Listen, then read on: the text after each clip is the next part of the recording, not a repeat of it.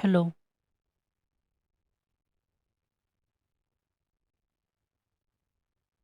Hello dear aspirants. आज lecture में parliament of India जानेंगे। जो हम इंडिया में पार्लियामेंट्री फॉर्म ऑफ गवर्नमेंट है, जिसको वेस्टमिंस्टर मॉडल ऑफ गवर्नमेंट बोलते हैं।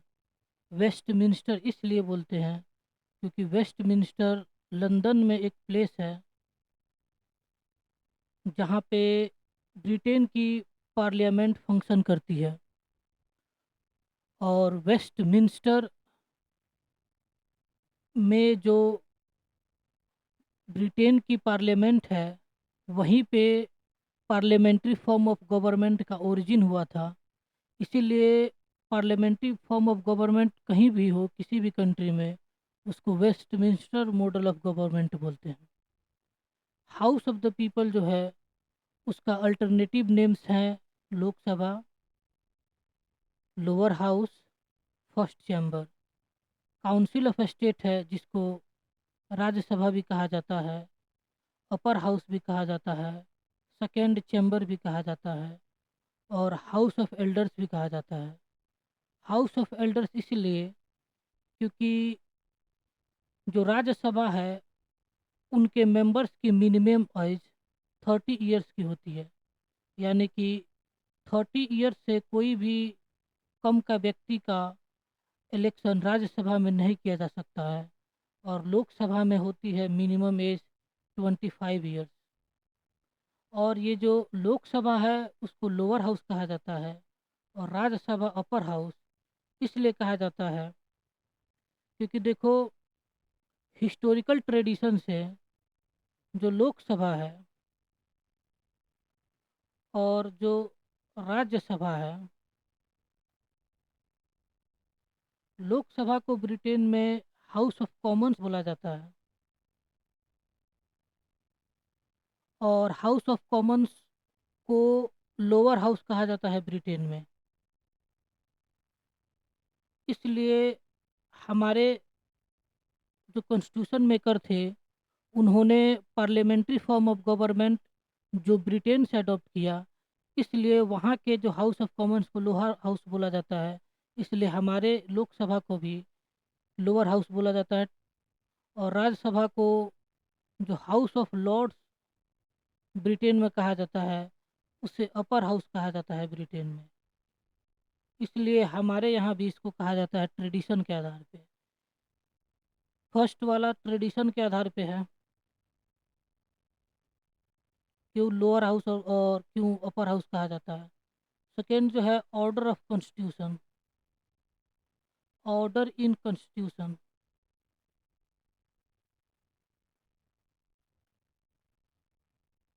कॉन्स्टिट्यूशन में जो राज्यसभा है, उसका जिक्र आर्टिकल 80 में किया गया है, और लोकसभा को आर्टिकल 81 में किया गया है। तो राज्यसभा को पहले किया गया है, इसलिए अपर हाउस। लोकसभा को बाद में जिक्र किया गया है कॉन्स्टिट्यूशन में, इसलिए लोअर हाउस। थर्ड है परमानेंट और temporary basis. Permanent and temporary.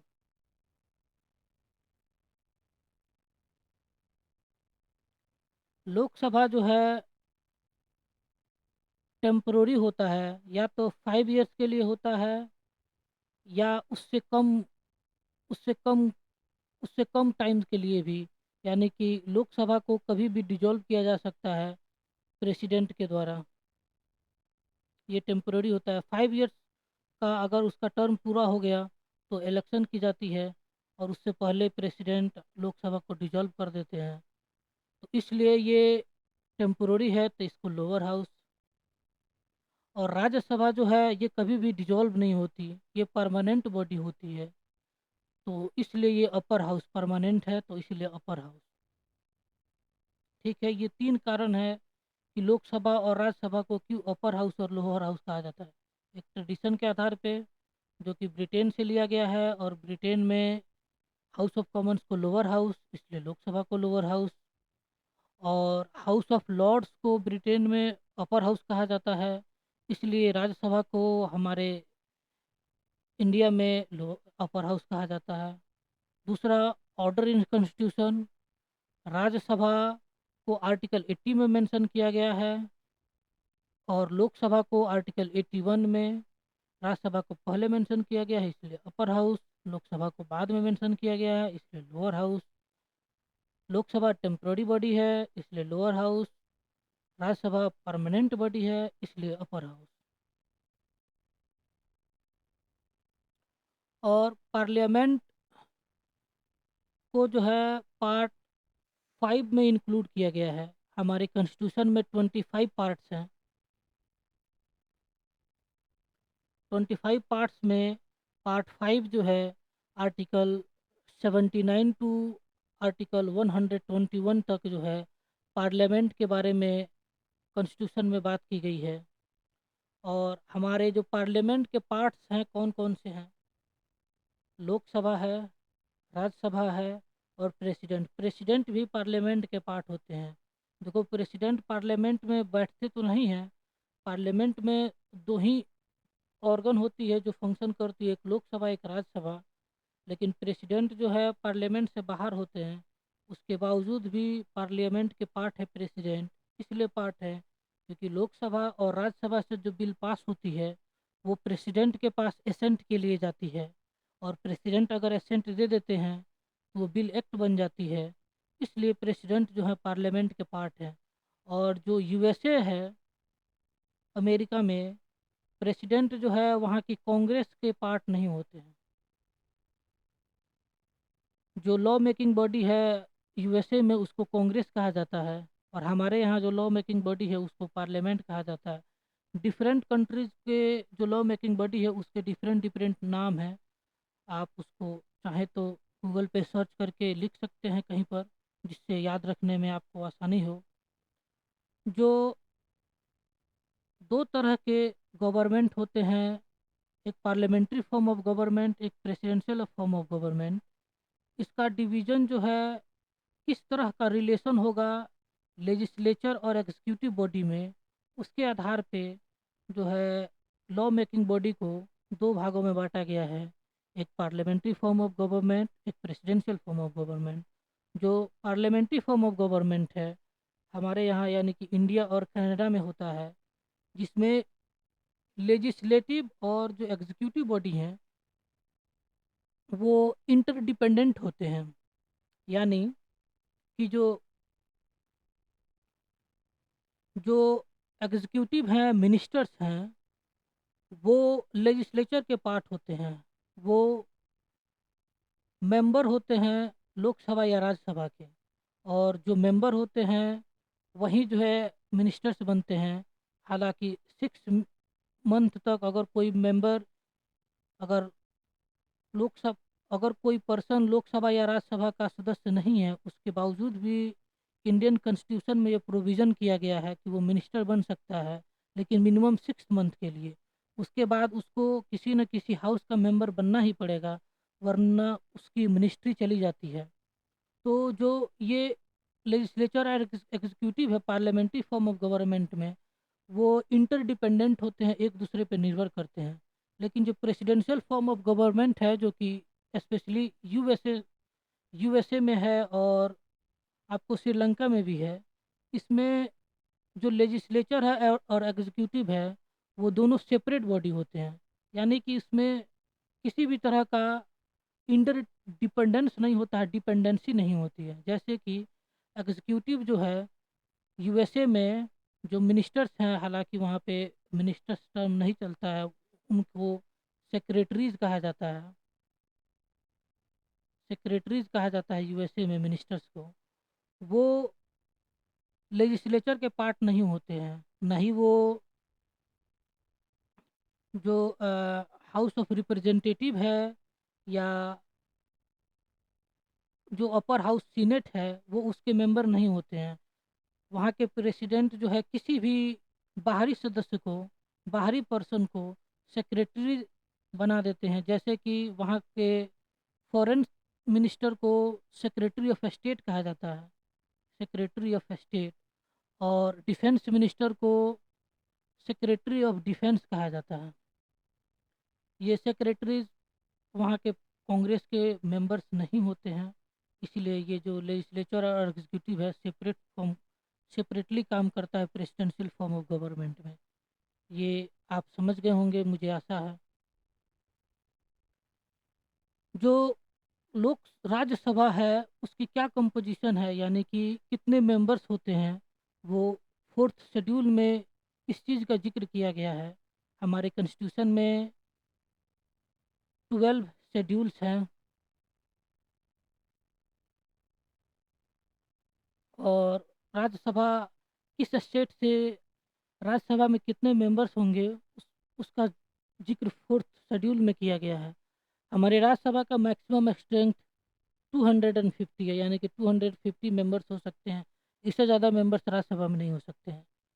238 जो है मेंबर्स स्टेट से या यूनियन टेरिटरी से होंगे। और जो 12 जो मेंबर होते हैं वो प्रेसिडेंट साहब नॉमिनेट करते हैं राज्यसभा में। अभी प्रेजेंट जो है राज्यसभा में 245 मेंबर्स हैं, जिसमें 225 जो है वो स्टेट से हैं, 8 जो है यूनियन टेरिटरी से हैं। 3 राज्यसभा के मेंबर दिल्ली से होते हैं, 1 जो है पुडुचेरी से, और 1 जो है चंडीगढ़ से। और 4 जो है वो जम्मू एंड कश्मीर से राज्यसभा के सदस्य होते हैं, 8 हो गए। और 12 जो है नॉमिनेट किए जाते हैं प्रेसिडेंट की तरफ से। ये हो गए आपको 245 मेंबर्स, यहाँ पे अगर आप ऐड करेंगे इन तीनों को 245 होंगे। और जो रिप्रेजेंटेशन ऑफ स्टेट्स, स्टेट्स का किस तरह से रिप्रेजेंट किया जाता है राज्यसभा में, वो आप जान लीजिए। जो राज्यसभा में जो इलेक्शन होते हैं वो proportional representation bye means of single transferable vote, जिसको शॉर्ट में बोलते हैं PRSTV। इसके थ्रू जो राज्यसभा के मेंबर्स हैं उनका इलेक्शन किया जाता है। और सीट जो है स्टेट्स के उनके पॉपुलेशन के आधार पे दी जाती है, पॉपुलेशन के आधार पे दी जाती है। और ये पॉपुलेशन जो है रिसेंट जो सेंसस होती है उसी के आधार पे की जाती है। हालांकि हमारा 2021 का सेंसस अभी तक नहीं हो पाया है। हालांकि नेक्स्ट ईयर से ये कंडक्ट होगा 2021 का सेंसस। कोविड की वजह से जो है इसको पोस्टपोन कर दिया गया था। हमारे यहाँ पॉपुलेशन के आधार पे जो है राज्यसभा में मेंबर्स को इलेक्ट किया जाता है। लेकिन जो USA है उसमें इक्वल मेंबर्स स्टेट से भेजे जाते हैं। वहाँ पे 50 स्टेट्स हैं और हर स्टेट से 2 मेंबर्स भेजे जाते हैं सीनेट में। तो वहाँ पे 100 मेंबर्स है सीनेट में। USA के सीनेट में 100 मेंबर्स हो। यूनियन टेरिटरीज का किस तरह से रिप्रेजेंटेशन किया जाता है राज्यसभा में, उनका भी proportional representation bye means of single transferable votes के आधार पर किया जाता है। सिर्फ 3 ही यूनियन टेरिटरीज हैं जिनका जिनका राज्यसभा में रिप्रेजेंटेशन है। एक दिल्ली का, पुडुचेरी का और जम्मू एंड कश्मीर का। सॉरी, मैंने वहाँ पे चंडीगढ़ बोल दिया था। चंडीगढ़ से कोई भी मेंबर्स राज्यसभा में इलेक्ट नहीं होते हैं। और जो 5 यूनियन टेरिटरीज बच जाते हैं, अभी फ़िलहाल हमारे कंट्री में 8 यूनियन टेरिटरीज हैं। और जो 5 जो बच जाते हैं उनकी जो जनसंख्या है बहुत ही कम है, इसलिए वहाँ से कोई भी मेंबर इलेक्ट नहीं होते हैं। और राज्यसभा में जो मेंबर्स को नॉमिनेट किया जाता है वो कैसे किया जाता है, प्रेसिडेंट 12 मेंबर्स को राज्यसभा में नॉमिनेट करते हैं। वैसे मेंबर्स को जिनका स्पेशल नॉलेज और प्रैक्टिकल एक्सपीरियंस हो आर्ट में, लिटरेचर में, साइंस में और सोशल साइंस में। और ये वो मेंबर होते हैं जो अगर इलेक्शन लड़े तो उनका जीतना कोई पक्का नहीं होता है, इसलिए उनको इनडायरेक्ट मेथड से जो है प्रेसिडेंशियल नॉमिनेशन के मेथड से राज्यसभा में भेजा जाता है, क्योंकि उनके पास स्पेशल और प्रैक्टिकल एक्सपीरियंस होता है। इसलिए राज्यसभा में भेजा जाता है ताकि वो अपना इंसाइट जो है, अपना नॉलेज जो है लॉ मेकिंग में दे सके, और जो भी लॉ बने वो ज़्यादा इफेक्टिव बने। इसलिए उनको प्रेसिडेंट नॉमिनेट करते हैं। यूएस के सेनेट में किसी भी तरह का नॉमिनेशन नहीं होता है। प्रेसिडेंट किसी को नॉमिनेट नहीं करते हैं सीनेट में। और लोकसभा की किस तरह की कंपोजिशन होती है वो जान लेते हैं। लोकसभा में मैक्सिमम स्ट्रेंथ जो है 555 होता है। 530 स्टेट से इलेक्ट किए जाते हैं, और 20 जो है यूनियन टेरिटरी से इलेक्ट किए जाते हैं। अभी प्रेजेंट में 543 मेंबर्स हैं लोकसभा में, 524 स्टेट से और 19 जो है यूनियन टेरिटरी से। जैसे कि दिल्ली जो है उससे 7 है, पुडुचेरी से 1 है, लक्षद्वीप से 1 है, अंडमान एंड निकोबार से 1 है, दमन एंड दीव दादर एंड नगर हवेली से 2 हैं। इस तरह से सारे यूनियन टेरिटरीज को मिला करके जम्मू एंड कश्मीर से 5 हैं। 90 जो हैं मेंबर्स यूनियन टेरिटरी से होते हैं लोकसभा में। और लोकसभा में स्टेट्स का किस तरह का रिप्रेजेंटेशन होता है, देखो। लोकसभा में प्रोपोर्शनल रिप्रेजेंटेशन को नहीं ल, अ, नहीं अडॉप्ट किया गया लोकसभा में। इसके जगह पे टेरिटोरियल रिप्रेजेंटेशन जो है अडॉप्ट किया गया कॉन्स्टिट्यूशन मेकर्स के द्वारा, जिसमें first past the post system के थ्रू इलेक्ट होते हैं मेंबर्स। यानी कि जो members maximum number of votes उनके फेवर में कास्ट किए जाते हैं वो इलेक्टेड हो जाते हैं। जो कम पाए जाते हैं, जिनके फेवर में कम वोट्स होते हैं, वो डिफीटेड कैंडिडेट के तौर पे उनको लिया जाता है, और उनको कोई मेंबरशिप नहीं दी जाती लोकसभा की। जो ये इलेक्शन है लोकसभा का वो बेस्ड है यूनिवर्सल एडल्ट फ्रेंचाइज पे। यानी कि कोई भी मेंबर जो 18 ईयर से एबव हो वो वोट कर सकता है। हालांकि उस पर्सन का इलेक्टोरल रोल जो है, मतदाता सूची, इलेक्टोरल रोल में उसका नाम होनी चाहिए, तभी वो वोटिंग कर सकता है। वरना जो वोटिंग बूथ है उसको वहाँ पे नहीं वोट करने नहीं दिया जाता है, क्योंकि उसका इलेक्टोरल रोल में नाम नहीं है। जिसका इलेक्टोरल रोल में नाम होता है वही वोट कर सकता है, क्योंकि वहाँ पे बूथ में जो है चेक की जाती है वहाँ के जो प्रिजाइडिंग ऑफिसर्स होते हैं उनके द्वारा कि क्या इस मेंबर का इलेक्टोरल रोल में नाम है कि नहीं। अगर नहीं है तो उनको बाय बाय बोल दिया जाता है कि आप जो है नेक्स्ट टाइम अपना नाम मतदाता सूची में दर्ज कराएं, उसके बाद जो भी चुनाव होगी उसमें आप आएँ वोटिंग करने के लिए। और पहले जो है 1988 से पहले मिनिमम वोटिंग एज जो है 21 ईयर्स था। हालांकि 61st अमेंडमेंट एक्ट के तहत इस एज को 18 कर दिया गया घटा करके। जो यूनियन टेरिटरीज का लोकसभा में किस तरह का रिप्रेजेंटेशन होता है, सेम तरह का जिस तरह से स्टेट्स से मेंबर्स इलेक्ट होकर के आते हैं लोकसभा में, उसी तरह से यूनियन टेरिटरीज के भी मेंबर्स को इलेक्ट किया जाता है, यानी टेरिटोरियल रिप्रेजेंटेशन है। नॉमिनेटेड मेंबर्स लोकसभा में पहले 2020 से जो है नॉमिनेशन टू मेंबर्स का जो है 2 मेंबर्स नॉमिनेट किए जाते थे एंग्लो इंडियन कम्युनिटी से। लेकिन 104th अमेंडमेंट एक्ट 2019 के तहत ये जो 2 मेंबर्स एंग्लो इंडियन कम्युनिटी से नॉमिनेट किए जाते थे प्रेसिडेंट के द्वारा, उसको एबॉलिश कर दिया गया, डिसकंटिन्यू कर दिया गया।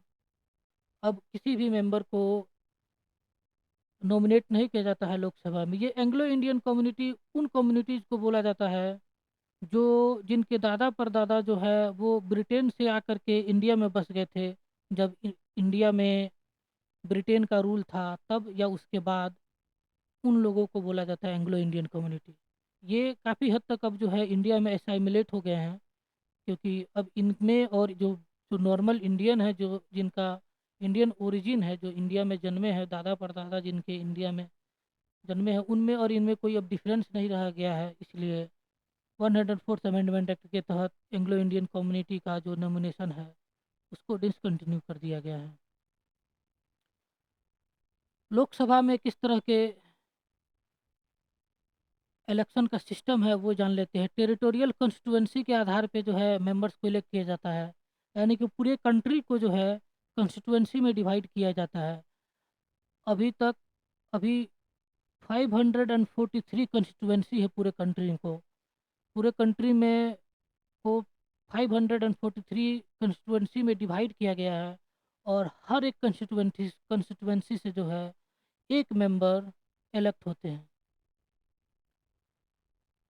और ये जो इलेक्शन है, हर स्टेट का जो कितने मेंबर इलेक्ट होंगे और कितना पॉपुलेशन है उसका रेशियो सेम होता है। जैसे कि एग्जांपल के तौर पे आप समझ लीजिए, यूपी में 80 मेंबर्स हैं लोकसभा में, और उनकी पॉपुलेशन 2011 के तहत 20 करोड़ एंड समथिंग है, तो आप 20 करोड़ ही समझ लीजिए।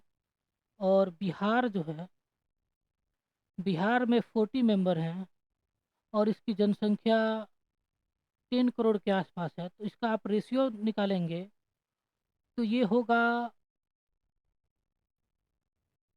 1:4, यानी कि 4 मेंबर 1 करोड़ में, यानी एक मेंबर जो है 25 लाख की जनसंख्या से इलेक्ट होते हैं। और बिहार में भी आप देखेंगे तो 4:1 का रेशियो बन रहा है। यहाँ पर भी जो है एक मेंबर 25 लाख की जनसंख्या से इलेक्ट होते हैं। तो जो टेरिटोरियल कॉन्स्टिट्यूएंसी है उसका स्टेट में रेशियो मेंबर्स का और पॉपुलेशन का सेम है, सेम किया जाता है। और ये जो लोकसभा में कितने सदस्य होंगे इसका एडजस्टमेंट जो है, रीएडजस्टमेंट हर सेंसस के बाद किया जाता है। लेकिन अभी इसको 2026 तक के लिए फ्रीज कर दिया गया है, यानी 543 2026 तक रहेंगे मेंबर्स। और कितने लोकसभा में मेंबर्स स्टेट से होंगे, और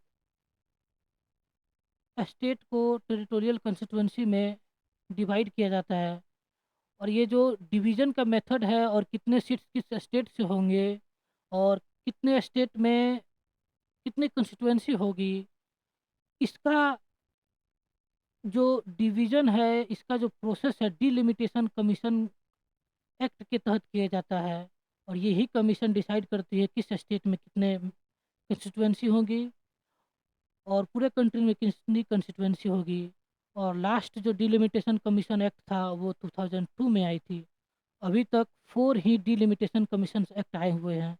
ये कई बार प्रीलिम्स यूपीएससी के प्रीलिम्स में ये सवाल पूछा गया है कि अभी तक कितनी डिलिमिटेशन कमीशन एक्ट लाए गए हैं पार्लियामेंट में, तो 4 ही लाए गए हैं। एक 1952 में, एक 1962 में, और थर्ड 1972 में, और फोर्थ जो है 202 में। जो लोकसभा में जो मेंबर्स हैं उनको की सीट कुछ खास कम्युनिटी के लिए रिजर्व की गई है। एससी के लिए, शेड्यूल कास्ट के लिए 84, और शेड्यूल ट्राइब्स के लिए 47। हमारे कॉन्स्टिट्यूशन में कम्युनल रिप्रेजेंटेशन को एबंडन कर दिया गया, जो कि ब्रिटेन के द्वारा हमारा कॉन्स्टिट्यूशन बनने से पहले कम्युनल रिप्रेजेंटेशन दिया जाता था। मुस्लिम्स की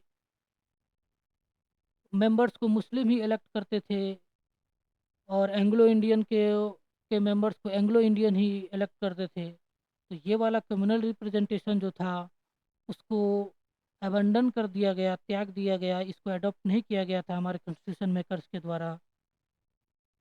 और ये जो कम्युनल रिप्रेजेंटेशन शेड्यूल कास्ट और शेड्यूल ट्राइब्स के लिए है वो 2030 के लिए भी एक्सटेंड किया गया 104 अमेंडमेंट एक्ट 2019 के तहत। और ये first past the post system क्या होता है? जो लोकसभा में जो है टेरिटोरियल रिप्रेजेंटेशन का प्रावधान किया गया है। राज्यसभा में जो है प्रोपोर्शनल रिप्रेजेंटेशन का प्रावधान किया गया है। और ये first past the post system, यानी कि जो भी कैंडिडेट मेजोरिटी ऑफ वोट्स अपने फेवर में ला लेता है उसको इलेक्टेड माना जाता है, इलेक्ट किया जाता है। और हर एक टेरिटरी से एक ही मेंबर इलेक्ट होते हैं, यानी सिंगल मेंबर कंस्टिट्यूएंसी होती है। सिंगल मेंबर कंस्टिट्यूएंसी होती है। एक कंस्टिट्यूएंसी से एक ही लोकसभा के मेंबर जो हैं इलेक्ट होते हैं। और ये जो टेरिटोरियल रिप्रेजेंटेशन है, इसमें माइनॉरिटीज़ को रिप्रेजेंटेशन नहीं मिल पाता है। क्यों? क्योंकि अगर कोई एक मेंबर ज़्यादा वोट ला लिया तो वो इलेक्ट उसको इलेक्टेड किया जाता है। तो इसमें जो जिस कम्युनिटी का ज़्यादा वोट्स होते हैं, वो अपने अक्सर कम्युनिटी के जो लीडर होते हैं, जो इलेक्शन में पार्टिसिपेट करते हैं, उन्हीं को ये मेजोरिटी वाले कम्युनिटी जो है वोटिंग करते हैं और वो जीत जाते हैं। इसमें माइनॉरिटीज़ का कोई रिप्रेजेंटेशन नहीं हो पाता है। हालांकि जो राज्यसभा में जो मेंबर्स को इलेक्ट किया जाता है उसमें प्रोपोर्शनल रिप्रेजेंटेशन के थ्रू किया जाता है।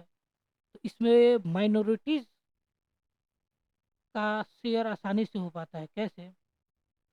देखो, राज्यसभा में जो मेंबर्स जो भेजे जाते हैं वो स्टेट से भेजे जाते हैं। और स्टेट से के जो लेजिस्लेटिव असेंबली होती है उसी से भेजे जाते हैं। लेजिस्लेटिव असेंबली में जिस पार्टी का जितना शेयर होता है, स्टेट की लेजिस्लेटिव असेंबली में जिस पार्टी का जितना मेंबर्स होते हैं वो मेंबर्स राज्यसभा में इलेक्ट करते हैं। तो ये जो पार्टीज हैं स्पेसिफिक किसी खास अगर कम्युनिटी को रिप्रेजेंट करती है तो उसके मेंबर्स इनके द्वारा इलेक्ट करके राज्यसभा में भेजे जाते हैं। तो इस तरह से जो माइनॉरिटीज़ का जो है रिप्रेजेंटेशन जो है प्रोपोर्शनल रिप्रेजेंटेशन से हो जाता है। हालांकि टेरिटोरियल रिप्रेजेंटेशन जो है माइनॉरिटीज़ को किसी भी तरह का रिप्रेजेंटेशन जनरली नहीं देता है। प्रोपोर्शनल रिप्रेजेंटेशन के दो टाइप्स होते हैं। दो, एक सिंगल ट्रांसफरेबल वोट, दूसरी जो है लिस्ट सिस्टम होता है। सिंगल ट्रांसफरेबल वोट हमारे इंडिया में अडॉप्ट किया गया है और लिस्ट सिस्टम जो है इजराइल में, तुर्की में, स्पेन में अडॉप्ट किया गया है। सिंगल ट्रांसफरेबल वोट्स में क्या होते हैं कि जैसे कि राज्यसभा के मेंबर, लेजिस्लेटिव काउंसिल के मेंबर, स्टेट लेजिस्लेटिव काउंसिल के प्रेसिडेंट और वाइस प्रेसिडेंट को जो है ये सिंगल ट्रांसफरेबल वोट्स के द्वारा जो है इनको इलेक्ट किया जाता है। ये इसमें होता क्या है कि जो हर एक मेंबर जो वोटिंग करता है वो प्रेफरेंस देता है। जैसे कि अगर 3 मेंबर्स अगर कंटेस्ट कर रहे हैं तो अगर कोई एक वोटर है उसको वोटिंग करनी है तो वो प्रेफरेंस देता है। अगर बी पर्सन जो है उसको ज़्यादा पसंद है तो फर्स्ट प्रेफरेंस देगा। अगर सी ज़्यादा है तो उसके बाद उसको सेकंड प्रेफरेंस देगा। थर्ड सबसे कम है तो उसको ए सबसे कम है तो उसको थर्ड प्रेफरेंस देगा। इस तरह से सारे वोटर्स अपने अपने प्रेफरेंस देते हैं।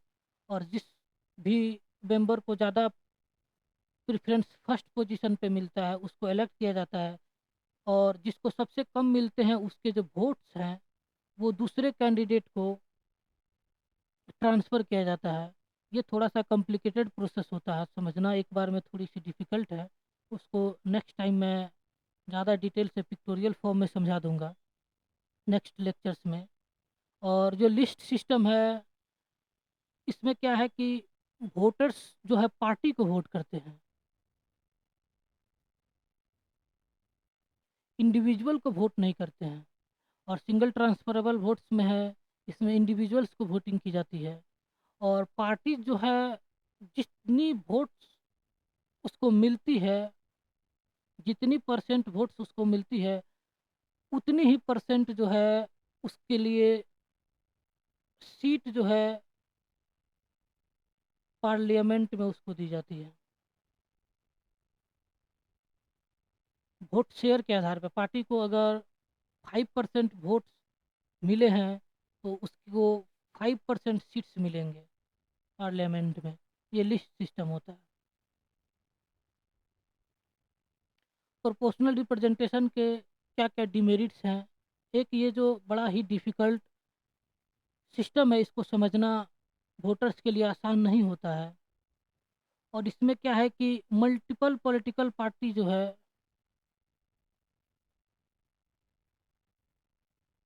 बनाई जाती है जहाँ पर प्रोपोर्शनल रिप्रेजेंटेशन होता है जिस भी कंट्रीज में। जैसे कि इसमें होता क्या है कि पार्टीज जितनी भी पार्टीज हैं उनको उनके वोट शेयर के आधार पे सीट्स मिलते हैं। तो अगर वो किसी खास स्पेसिफिक कम्युनिटी को रिप्रेजेंट करते हैं तो उस कम्युनिटी के वोटर्स जो है उन्हीं को वोट करते हैं, और उनको जो है जितने वोट मिलते हैं उसके आधार पे सीट्स मिल जाती हैं। इसलिए ये यहाँ पे प्रोपोर्शनल रिप्रेजेंटेशन में पॉलिटिकल पार्टीज का मल्टीप्लिकेशन होता है, कई तरह की पॉलिटिकल पार्टीज बन जाती हैं।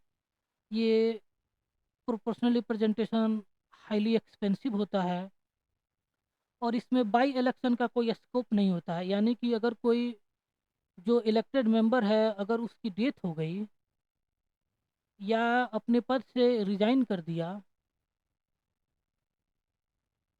तो उसका फिर से इलेक्शन जो है रिमेनिंग टर्म के लिए नहीं किया जाता है प्रोपोर्शनल रिप्रेजेंटेशन में। हालांकि हमारे यहाँ जो लोकसभा है उसमें टेरिटोरियल रिप्रेजेंटेशन है, तो अगर कोई मेंबर लोकसभा का अगर डेथ हो गया या रिजाइन कर दिए तो उनके जगह पर 6 मंथ के अंदर अंदर इलेक्शन कमीशन के द्वारा बाई इलेक्शन किया जाता है, और नए मेंबर को रिमेनिंग जो पीरियड है, अगर ये मेंबर 2 साल के अंदर इलेक्शन के 2 ईयर्स के बाद अगर इनका डेथ हो गया या रिजाइन कर दिए हैं तो जो बाई इलेक्शन के द्वारा जो मेंबर इलेक्ट होते हैं उनको रिमेनिंग पीरियड के लिए यानी 3 ईयर्स के लिए वो इलेक्ट होते हैं। प्रोपोर्शनल रिप्रेजेंटेशन में जो वोटर और रिप्रेजेंटेटिव के बीच में कॉन्टैक्ट जो है वो ना के बराबर होता है, क्योंकि इसमें वोटर्स जो है पार्टी को इलेक्ट करते हैं। पार्टी को इलेक्ट करते हैं वोटर प्रोपोर्शनल रिप्रेजेंटेशन में। तो कैंडिडेट के साथ किसी भी तरह का रिश्ता नहीं होता है प्रोपोर्शनल रिप्रेजेंटेशन में। ये माइनॉरिटी थिंकिंग ग्रुप को प्रमोट करता है, क्योंकि माइनॉरिटीज वाले भी अपनी पार्टी बनाते हैं जितने भी, और उनको उनके वोट शेयर के आधार पे सीट मिलती है। तो जो माइनॉरिटी थिंकिंग है उसको ये प्रमोट करता है। इसलिए हमारे कॉन्स्टिट्यूशन में लोकसभा के चुनाव में प्रोपोर्शनल रिप्रेजेंटेशन का कोई प्रावधान नहीं किया गया है। ये पार्टी सिस्टम को ज़्यादा तवज्जो देता है और वोटर्स को कम तवज्जो देता है। यानी कि पार्टी का ज़्यादा बोलबाला होता है, वोटर्स का कम रोल होता है प्रोपोर्शनल रिप्रेजेंटेशन में। और यही कारण है कि हमारे यहाँ एक वोटर जो है उसकी एक वैल्यू होती है। One voter has one value of vote. और ये सारे वोटर्स हैं उनकी वैल्यू एक ही होती है। पीएम की वोट की एक ही वैल्यू होती है। पीएम हैं अगर वो वोटिंग करते हैं उनकी भी एक ही वैल्यू होगी। और एक कोई ऑर्डिनरी पर्सन है वो भी वोट करता है तो उसकी भी वैल्यू जो है एक ही होगी। और ये जो दो हाउसेज है लोकसभा और राज्यसभा, इनका क्या ड्यूरेशन होता है? तो जो राज्यसभा है वो परमानेंट बॉडी होती है। इसका डिसोल्यूशन नहीं किया जाता है, डिसॉल्व नहीं किया जाता है। यानी कि प्रेसिडेंट के द्वारा जो है इसको रद्द नहीं किया जाता है। ये पहली जो राज्यसभा जो है वो हमारे यहाँ 1952 में कॉन्स्टिट्यूट की गई। याद रखेंगे आप डेट, 1952 इम्पोर्टेंट है। राज्यसभा के मेंबर्स जो है 1/3 मेंबर्स जो है हर दूसरी साल रिटायर होते हैं, और उनका चुनाव किया जाता है। हर 2 साल में 1/3 मेंबर रिटायर करते हैं और उनका फिर से चुनाव किया जाता है 1/3 मेंबर्स का। प्रेसिडेंशियल नॉमिनेशन होता है राज्यसभा में हर 3rd ईयर पे। हर 3rd ईयर पे, ये आप याद रखेंगे, हर तीसरे साल पे। यानी कि अगर आज अगर प्रेसिडेंट नॉमिनेट कर दिए तो फिर जो है नेक्स्ट नॉमिनेशन 3 साल के बाद ही होगा।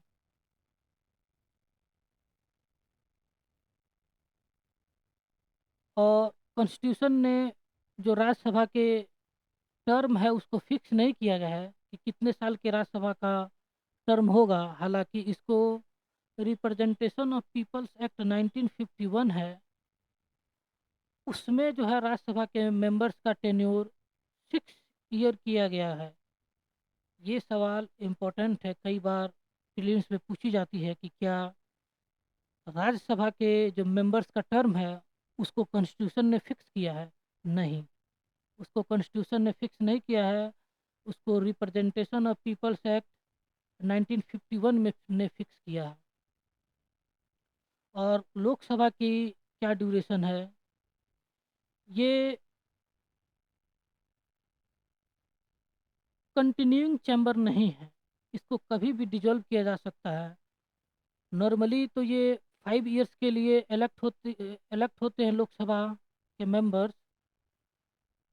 और जैसे ही उनका 5 ईयर टर्म कंप्लीट होता है वो ऑटोमेटिकली डिजोल्व हो जाती है। या जो प्रेसिडेंट जो है पार्लियामेंट के एड एंड एडवाइस पे कहने पे 5 साल के कभी पहले भी लोकसभा को डिजोल्व कर सकते हैं। अगर प्राइम मिनिस्टर साहब अगर प्रेसिडेंट को बोले कि इसको डिजोल्व कर दीजिए, या मेरी पार्टी का कोई मेजोरिटी नहीं है लोकसभा में, तो प्रेसिडेंट साहब जो हैं डिजोल्व कर देते हैं अगर कोई भी कोलिजन गवर्नमेंट फॉर्म होने की संभावना नहीं है तो। अगर इसको नेक्स्ट में ज़्यादा डिटेल से जानेंगे कि किस तरह से प्रेसिडेंट कब जो है 5 साल से पहले भी लोकसभा को डिजोल्व कर देते हैं। लोकसभा का टर्म जो है उसको इमरजेंसी के समय 1 साल के लिए एक बार में बढ़ाई जा सकती है। यानी कि लोकसभा में एक रिजोल्यूशन ला करके इमरजेंसी के समय इसके टर्म को 1 साल के लिए एक्सटेंड किया जाता है। और ये टर्म जो है 1 साल जैसे ही इमरजेंसी एक्सपायर करेगा उससे 6 मंथ से ज़्यादा नहीं होनी चाहिए। यानी कि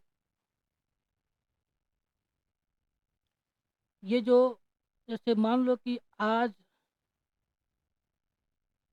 16 जून है, अगर आज इमरजेंसी घोषित कर दी गई प्रेसिडेंट के द्वारा,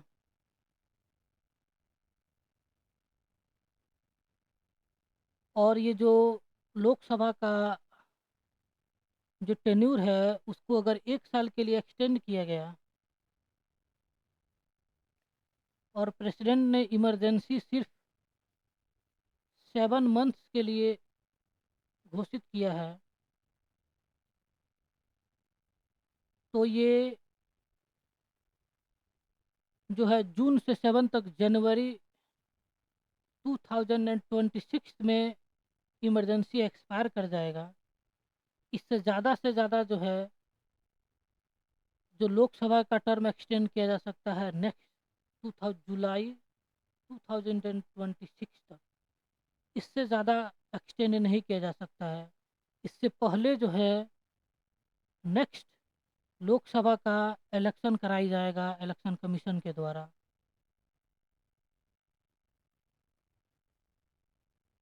जो मेंबर्स ऑफ पार्लियामेंट है उनके क्या क्या क्वालिफिकेशंस हैं, क्या एज है, क्या क्राइटेरियाज है, ये देख लेते हैं।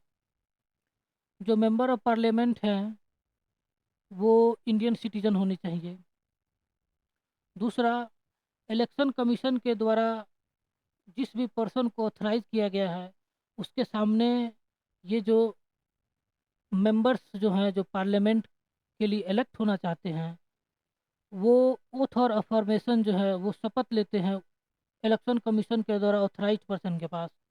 अभी जो है डिस्ट्रिक्ट मजिस्ट्रेट्स जो हैं वो इन कैंडिडेट्स को जब ये नॉमिनेशन भरने जाते हैं मेंबर ऑफ पार्लियामेंट के इलेक्शन के लिए, जो भी कैंडिडेट, उनको ओथ एंड अफर्मेशन की शपथ जो है डिस्ट्रिक्ट मजिस्ट्रेट दिलवाते हैं। ये अपने ओथ में कॉन्स्टिट्यूशन के प्रति ट्रू फेथ एंड एलिजियंस का शपथ लेते हैं। ये शपथ लेते हैं कि इंडिया की इंटीग्रिटी और सॉवरेनिटी को जो है ये बनाए रखेंगे, यानी कि जो हिंदी में अक्षुण्ण को कहते हैं। जो लोकसभा के मेंबर्स हैं उनकी मिनिमम एज 25 ईयर्स की होती है। 25 ईयर्स से कम के मेंबर्स जो हैं लोकसभा में कंटेस्ट नहीं कर सकते हैं। और राज्यसभा में 30 ईयर्स, सॉरी ये 30 ईयर्स है, राज्यसभा में 30 ईयर्स होता है मिनिमम एज। और भी कोई अदर क्वालिफिकेशन जो कि पार्लियामेंट प्रिस्क्राइब करे उसके आधार पे इनकी क्वालिफिकेशन फिक्स की जाती है। जैसे कि रिप्रेजेंटेशन ऑफ पीपल्स एक्ट में 1951 में जो ये पार्लियामेंट के मेंबर्स हैं उनके लिए एडिशनल क्वालिफिकेशन ये रखी गई है कि पार्लियामेंट्री कंस्टिट्यूएंसी के लिए, जैसे कि लोकसभा हो गया, लोकसभा के लिए जो भी व्यक्ति कंटेस्ट कर रहा है वो कम से कम एक वोटर होना चाहिए उस कंस्टिट्यूएंसी में। और राज्यसभा के लिए जो है उस स्टेट का वोटर होनी चाहिए अगर वो व्यक्ति राज्यसभा का इलेक्शन लड़ रहा है। ये 2020 2003 तक ये प्रोविज़न था। हालांकि अब ये प्रोविज़न ख़त्म कर दिया गया है। ये दोनों प्रोविज़न कोई मायने नहीं रखता, यानी कि कोई भी वोटर जो है कहीं से भी इलेक्शन लड़ सकता है, कहीं से भी इलेक्शन कंटेस्ट कर सकता है, चाहे वो लोकसभा की हो चाहे वो राज्यसभा की हो। हालांकि जो रिजर्व सीट है शेड्यूल कास्ट और शेड्यूल ट्राइब्स के लिए, अगर कोई पर्सन रिजर्व सीट के लिए कंटेस्ट कर रहा है तो उसको रिजर्व कैटेगरी का मेंबर होना कंपलसरी है। हालांकि कोई मेंबर अगर शेड्यूल कास्ट का है तो वो चाहे तो जनरल सीट पे कंटेस्ट कर सकता है, लेकिन अगर वो रिजर्व सीट पे कंटेस्ट कर रहा है तो उसको उस कास्ट का मेंबर होना कंपलसरी है। और पार्लियामेंट के मेंबर्स की क्या क्या डिस्क्वालिफिकेशन है, कैसे उनको पार्लियामेंट की जो मेंबरशिप है उनकी कैंसिल की जाती है, पार्लियामेंट की मेंबरशिप कैंसिल की जाती है, उनका प्रोविज़न जो है एक कॉन्स्टिट्यूशन में किया गया है।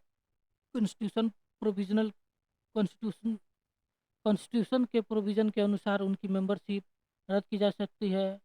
दूसरी, रिप्रेजेंटेशन ऑफ पीपल्स एक्ट 1951 में जो रूल इनकी डिस्क्वालिफिकेशन के कहता है उसके आधार पे किया जा सकता है।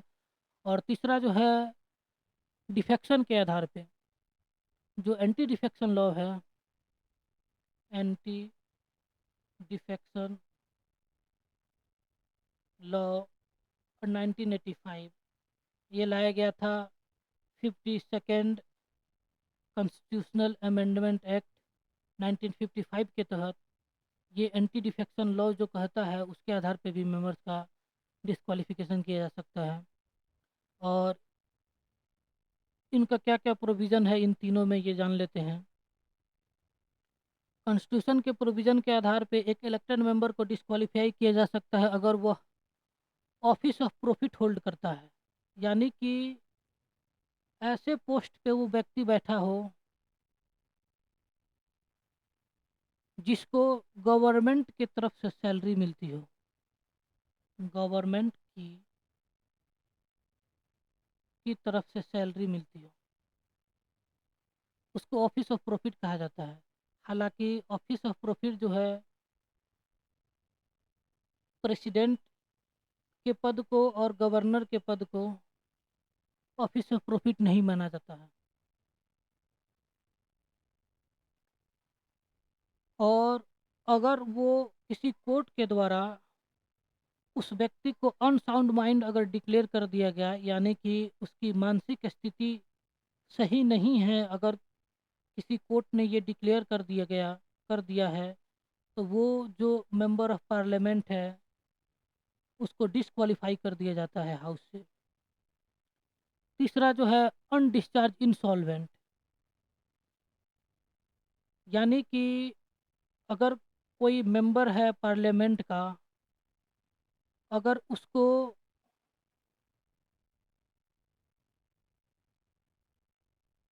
इंसॉल्वेंट का मतलब होता है, सॉरी मैं भूल रहा हूँ, हालांकि साधारण भाषा में समझिए, इंसॉल्वेंट का मतलब होता है कि अगर वो लोन लिया हो किसी पर्सन से और वो पर्सन इस व्यक्ति को अगर बरी नहीं करता है, यानी कि लोन माफ नहीं करता है, तो इस तरह के पर्सन को डिस्क्वालीफाई कर दिया जाता है।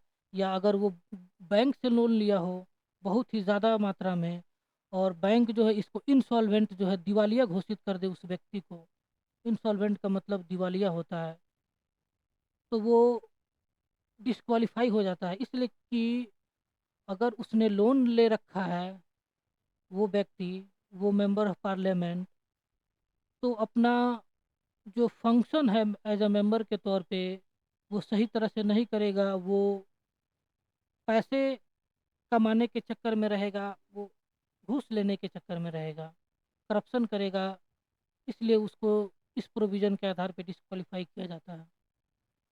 और ये चौथा जो है, अगर वो मेंबर ऑफ पार्लियामेंट जो है किसी फॉरेन कंट्री का सिटीजनशिप ले लेता है, तो उसको डिस्क्वालीफाई कर दिया जाता है हाउस से, यानी कि पार्लियामेंट से। और अगर पार्लियामेंट के द्वारा कोई और भी लॉ बनाई जाए तो उसके आधार पर डिस्क्वालीफाई कर दिया जाता है, जिसके आधार पर पार्लियामेंट ने रिप्रेजेंटेशन ऑफ पीपल्स एक्ट 1951 का रूल 1951 बनाया, और इसमें ये सारे रूल्स रखे गए, ये कि अगर इलेक्शन के दौरान अगर उस कैंडिडेट ने कोई करप्ट प्रैक्टिसेस किया है, यानी कि कोई गलत तरीके से चुनाव लड़ने की कोशिश की है, तो उसको डिस्क्वालीफाई कर दिया जाता है अगर वो कोर्ट के द्वारा गिल्टी पाया जाता है तो। या अगर कोई भी कोर्ट किसी मेंबर को किसी भी केस में अगर 2 साल से ज़्यादा की सज़ा दे दे, 2 ईयर्स से की ज़्यादा की सज़ा दे दे, तो उसकी मेंबरशिप पार्लियामेंट से चली जाती है, और उस मेंबर का गवर्नमेंट कॉन्ट्रैक्ट में किसी भी तरह का इंटरेस्ट नहीं होनी चाहिए। अगर उसका इंटरेस्ट हुआ तो उसकी मेंबरशिप कैंसिल हो जाएगी।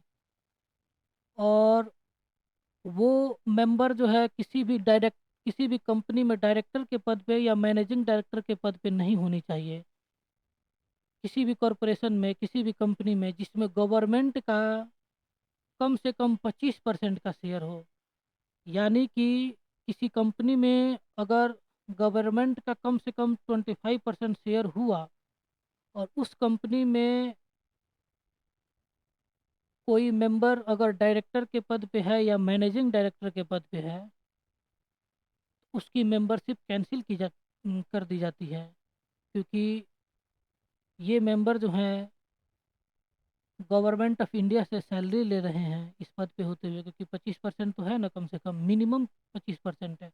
25% से 100% तक, अगर जिसमें जिस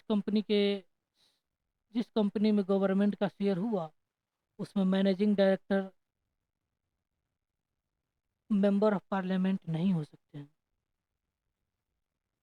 और जो है वो मेंबर किसी भी तरह का कम्युनिटी में या किसी भी तरह का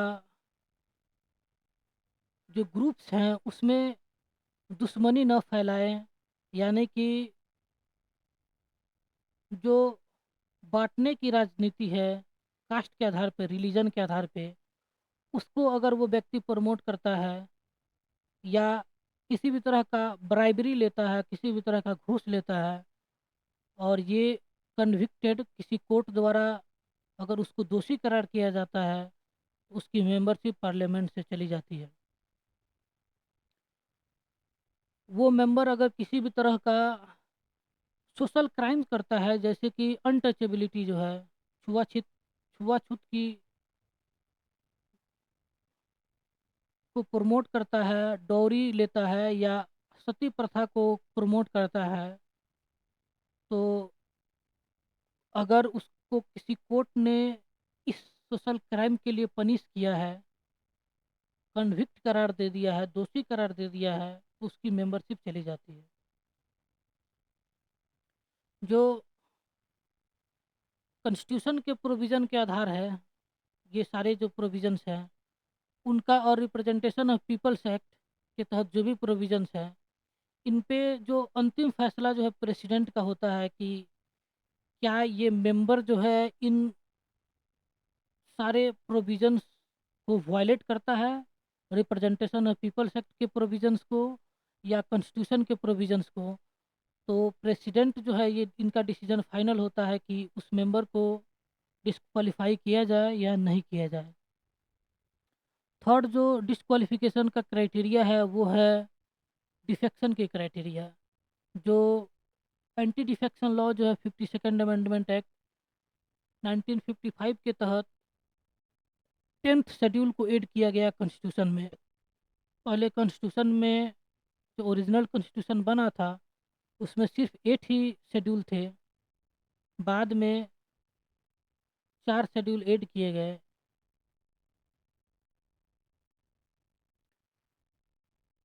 उसी में 10th शेड्यूल है जो जिसको 52nd अमेंडमेंट एक्ट 1985 के तहत ऐड किया गया। और ये जो एंटी डिफेक्शन लॉ है ये क्या क्या कहता है ये देख लेते हैं।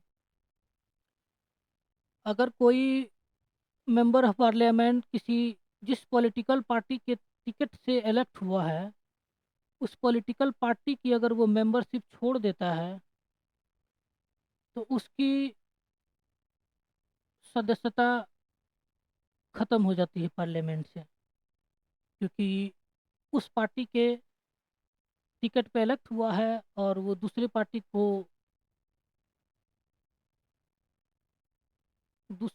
को सदस्यता ग्रहण कर लिया है, तो उसको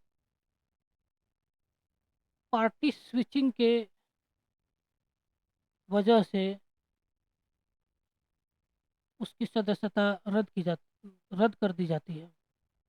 अगर वो पॉलिटिकल पार्टी जो है उसके व्हिप को फॉलो नहीं करता है तो उसकी सदस्यता रद्द हो जाती है। ये जो व्हिप हैं वो पॉलिटिकल पार्टी के मेंबर होते हैं, वो पॉलिटिकल पार्टी के रिप्रेजेंटेटिव होते हैं, और वो जैसे वोटिंग बोलते हैं पार्लियामेंट में करने के लिए, यानी कि लोकसभा की अगर कोई बिल लाई जा रही है या राज्यसभा में कोई बिल लाई जा रही है, उस पे ये जो पॉलिटिकल पार्टी के व्हिप जो हैं सारे मेंबर्स को, अपने पार्टी के मेंबर्स को बोले हैं कि आप फेवर में वोटिंग करो या अगेंस्ट में। अगर पार्टी के गाइडलाइंस जो व्हिप जो हैं उसके गाइडलाइंस के अगर वो अगेंस्ट जाते हैं तो उनकी जो सदस्यता है मेंबर ऑफ पार्लियामेंट की वो रद्द कर दी जाती है। अगर कोई इंडिपेंडेंटली इलेक्टेड मेंबर जो है किसी पार्टी को ज्वाइन कर लेता है, यानी कि इलेक्शन के समय वो किसी भी पार्टी के टिकट पे इलेक्शन कंटेस्ट नहीं किया है, और वो जो जब चुनाव जीत गया तो वो किसी पार्टी का अगर वो सदस्यता ले लेता है तो उसकी मेंबरशिप जो है पार्लियामेंट से कैंसिल हो जाती है। अगर प्रेसिडेंट किसी मेंबर को नॉमिनेट किए हैं और वह 6 मंथ के बाद किसी पार्टी को ज्वाइन करता है तो उसकी मेंबरशिप कैंसिल हो जाती है। अगर वो 6 मंथ से पहले नॉमिनेटेड मेंबर अगर किसी पार्टी की सदस्यता अगर ज्वाइन करे तो उसकी मेंबरशिप नहीं जाएगी। हालांकि अगर 6 मंथ के बाद ज्वाइन करे तो उसकी सदस्यता कैंसिल कर दी जाती है। ये जो 10th शेड्यूल के प्रोविजंस हैं उनका फाइनल डिसीजन जो है प्रिजाइडिंग ऑफिसर करते हैं, यानी कि लोकसभा के केस में स्पीकर, स्पीकर और राज्यसभा के सदस्य, राज्यसभा केस में चेयरमैन। अगर कोई लोकसभा के मेंबर है और वो किसी दूसरी पार्टी में डिफेक्ट करता है, जिस पार्टी से इलेक्ट हुआ है, तो इसका डिसीजन जो है स्पीकर करते हैं। अगर वो राज्यसभा का मेंबर हो तो उसका डिसीजन जो है चेयरमैन करते हैं, एंटी डिफेक्शन लॉ के तहत। सीट किस किस आधार पे वेकेट होती है ये जान ले। ड्यूल मेंबरशिप के आधार पे।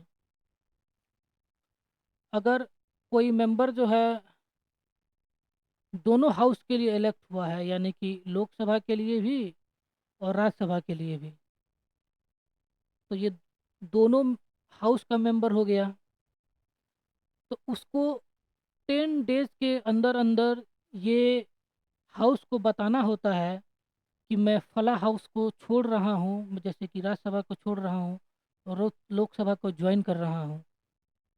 तब उसकी जो सीट है वो नहीं खत्म होती, वरना उसकी सीट जो है कैंसिल समझी जाती है दोनों दोनों हाउसेस से। अगर एक सीटिंग मेंबर जो है अदर हाउस के लिए इलेक्ट किया गया है, अगर अदर हाउस को इलेक्ट किया गया है, जैसे कि अगर एक राज्यसभा का मेंबर जो है लोकसभा में इलेक्ट किया गया है, तो उसकी राज्यसभा की सीट जो है वेकेट हो जाएगी। अगर कोई व्यक्ति किसी हाउस के दो सीट पे इलेक्ट हुआ हो, जैसे कि कोई मेंबर जो है लोकसभा के दो सीट, जैसे कि राहुल गांधी 2024 में 2019 में एक रायबरेली और एक वायनाड, दो जगह से इलेक्ट हुए थे राहुल गांधी 2019 में। ये दोनों लोकसभा की सीट थी। तो ये नियम है कि कोई भी मेंबर एक ही कंस्टिट्यूएंसी का मेंबर हो सकता है, एक कंस्टिट्यूएंसी से एक ही मेंबर हो सकता है। तो इनको अपनी वायनाड की सीट जो है छोड़नी पड़ी, ये वाली सीट वैकेंट हो गई।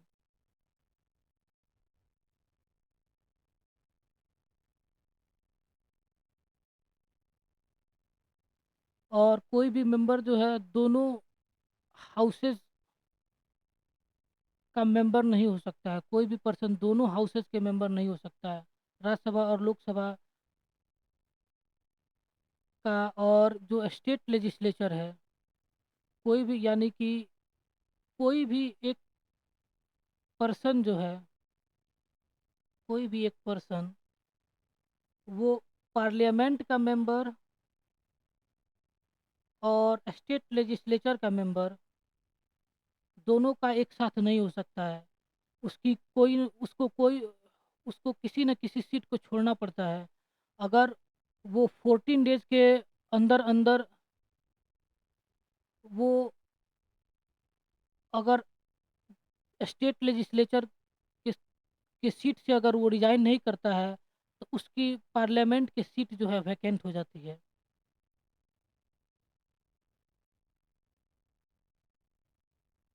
डिसक्वालीफाई, अगर जो तीनों प्रोविजन के तहत, एक जो कॉन्स्टिट्यूशनल प्रोविजन, एक रिप्रेजेंटेशन ऑफ पीपल्स एक्ट, एक एंटी डिफेक्शन लॉ, इसके तहत अगर कोई मेंबर डिसक्वालीफाई कर दिया गया तो उसकी सीट वैकेंट हो जाती है। एक अगर कोई मेंबर रिजाइन कर दिया अपने सीट से, म, तो उसकी सीट जो है वैकेंट हो जाती है। और फोर्थ जो है, अगर कोई मेंबर 60 दिनों तक बिना किसी परमिशन के जो हाउस की प्रोसीडिंग है उसमें अगर पार्टिसिपेट नहीं करता है, तो उसकी सीट वैकेंट हो जाती है। जो मेंबर ऑफ पार्लियामेंट है, वो थर्ड शेड्यूल के प्रोविज़न के आधार पे वो शपथ लेते हैं। ये उनकी उनकी शपथ का फॉर्मेट है। मेंबर ऑफ पार्लियामेंट की क्या क्या सैलरीज और पर्क्स होते हैं वो देख लेते हैं। हर मेंबर ऑफ पार्लियामेंट को 1 लाख पर मंथ मिलते हैं, और कंस्टिट्यूंसी अलाउंस के लिए 70,000 पर मंथ मिलते हैं, ताकि वो अपने ऑफिस को अप टू डेट रखें और वोटर के साथ इंटरेक्ट करें, यानी कि अपने कंस्टिट्यूंसी में जो जाते हैं उसकी जो एक्सपेंसेस होती है, और उनको अपनी कंस्टिट्यूंसी में एक ऑफिस रखते हैं जिसमें जो वोटर्स हैं जिन्होंने वोटिंग किया है, या वैसे लोग जो उनके कंस्टिट्यूंसी में रहते हैं, उनकी कोई भी अगर समस्याएं आ रही हैं तो वो अपने मेंबर ऑफ पार्लियामेंट से जा कर के मिलते हैं। तो इसकी जो ऑफिस का जो खर्चा है उसके लिए 70,000 पर मंथ मिलते हैं, और ऑफिस के अलाउंस के लिए 60,000 पर मंथ के लिए।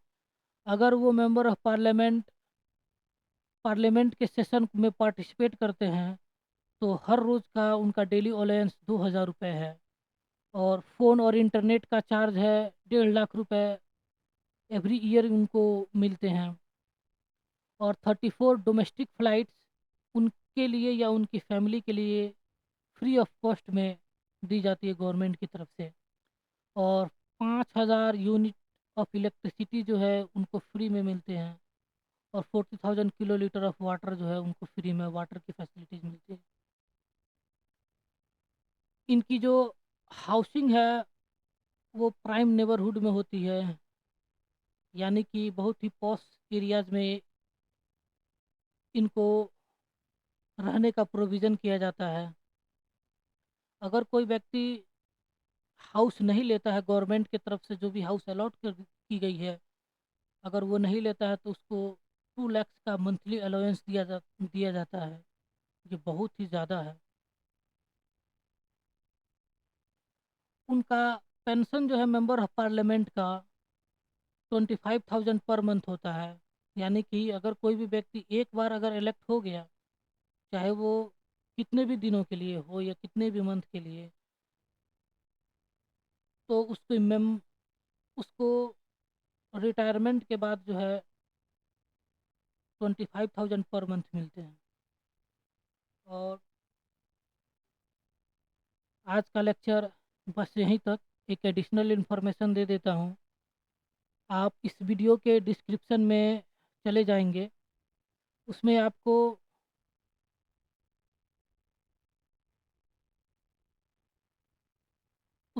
टेलीग्राम का लिंक मिलेगा, जिसको आप क्लिक करेंगे तो आप पेमेंट पेज पे जाएंगे। वहाँ पे पेमेंट करने के बाद 103 रुपीज़ 103 पेमेंट के बाद आप वेट कीजिएगा। पेमेंट के बाद आपको ऑटोमेटिकली टेलीग्राम चैनल ज्वाइन कर जाएंगे आप, और इसी टेलीग्राम चैनल में जो है वो डेली डेली क्लास नोट्स मिलते हैं।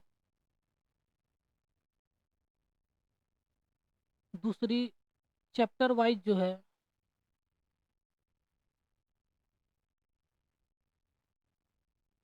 एमसीक्यू के फॉर्म में प्रैक्टिस के लिए मिलते हैं क्वेश्चंस।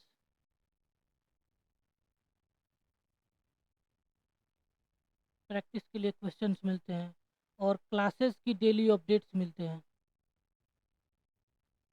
डेली अपडेट्स मिलते हैं क्लासेस की इस टेलीग्राम चैनल में। आपको डिस्क्रिप्शन में इसका मैं लिंक दे देता हूँ, आप वहाँ से जा कर के इस टेलीग्राम चैनल को ज्वाइन कर लीजिए।